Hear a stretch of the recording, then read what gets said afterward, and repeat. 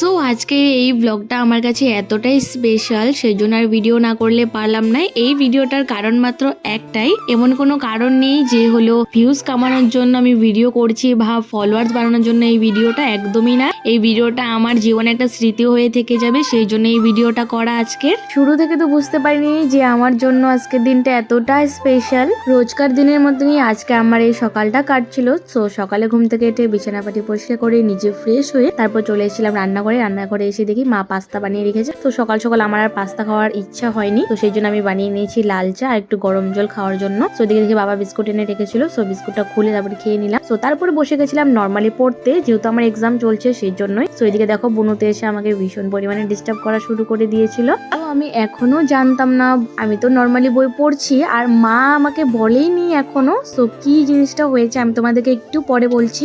তারপর একটু পরে এসেই মা বলে তোর ভাগনা হয়েছে। আমার খুশি আর কোথায় থাকে, আমি এতটা খুশি হয়েছি মানে কি বলবো। সো মানে ভাগনাটা মানে হয়েছে বলতে আমার মেসোতো দিদির ছেলে হয়েছে, তো আমার তো ভাগনাই হবে। তো আমি এতটা খুশি হয়েছি। সো ওদিন তো আমি আর যেতে পারিনি, যেদিন হয়েছে সো ওদিন মা আর বুনু গিয়েছিল, আমি ছোট বোনকে রেখে সেই জন্য আমি যেতে পারিনি। সো এখন আমি রেডি হয়ে গেছি, সেই পরের দিন আমি আর আমার পিসোত্ত বোন যাবো। এখন আমি তো ওভার এক্সাইটেড। এসেই দেখো আমি ভাগনাকে কোলে নিয়ে নিয়েছি, এত মিষ্টি লাগছিল আজকে পুচুকে। পুচুর নাম না এখনো ডিসাইড করা হয়নি, সেই জন্য আমি শুরু থেকেই বলছিলাম আজকের এই ব্লগটা আমার জন্য ভীষণ স্পেশাল।